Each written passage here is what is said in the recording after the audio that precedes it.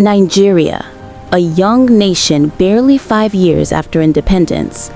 No one knew it yet, but the country was heading toward one of the darkest chapters in its history. A chain of political tensions, mistrust, and military actions would soon push the nation into a deadly civil war. It all began in the early hours of January 15, 1966. Escalates tonight. While most of the country slept, a group of young military officers launched Nigeria's first ever coup. Gunfire erupted across Lagos, Kaduna, and Ibadan as top political leaders were assassinated. The Prime Minister, the Northern Premier Ahmadu Bello, the Western Premier Samuel Akintola, and several senior military officers. The coup failed to take full control, but it shook the entire country to its core. And because many of the officers involved were Igbo, many in the north believed the attack had an ethnic agenda. Fear spread, distrust deepened. Nigeria was no longer the same. In the middle of the chaos, Major General Johnson Aguiyi Ironsi, the most senior surviving officer, stepped in and formed a military government. He tried to restore stability, but one major decision changed everything. In May 1966, he introduced Decree No. 34, a policy that merged Nigeria's federal system into one unitary structure. To many northern leaders, this felt like a complete takeover by the Igbo-led leadership. Tension exploded. Within months, anger and resentment boiled over. Then came July 29, 1966, a day that changed Nigeria forever. Northern soldiers launched a brutal counter-coup. Ironsi was captured and killed. Across the northern region, thousands of Igbo civilians were attacked in violent riots. People fled back to the east, terrified and desperate for safety. A new head of state emerged, Lieutenant Colonel Chagubu Gawin. But the eastern region, led by Lieutenant Colonel Chakumi Odumugu Ujuku, felt betrayed and unprotected.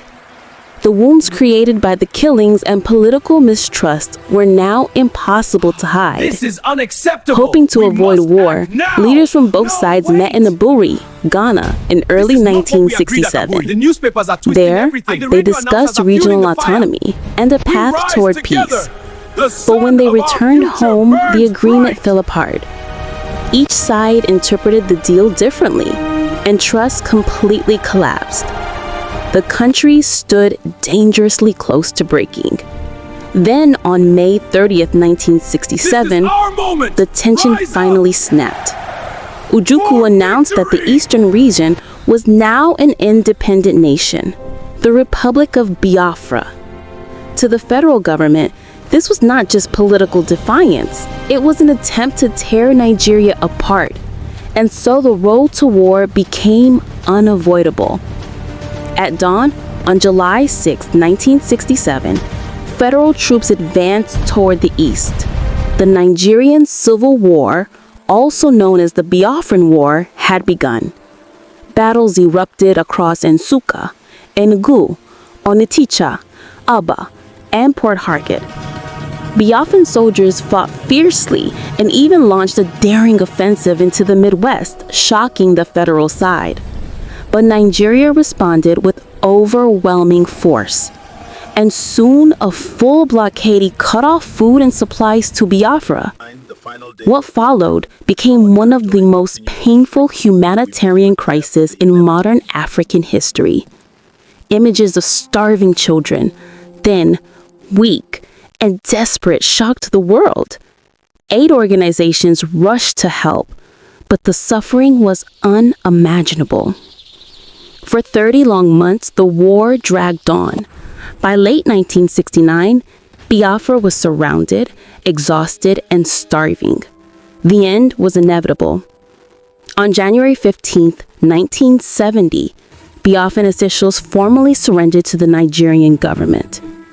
General Gawin spoke to the nation, declaring, "No victor, no vanquished." He called for unity, healing, and rebuilding. The guns finally silenced sound, but the scars, both emotional and political, would remain for generations. The Nigerian Civil War stands as one of the most defining moments in the country's history, a powerful lesson about leadership, mistrust, and the devastating cost of division. If you found this story enlightening, don't forget to like, subscribe, and share. And tell us in the comments which part of this history surprised you the most.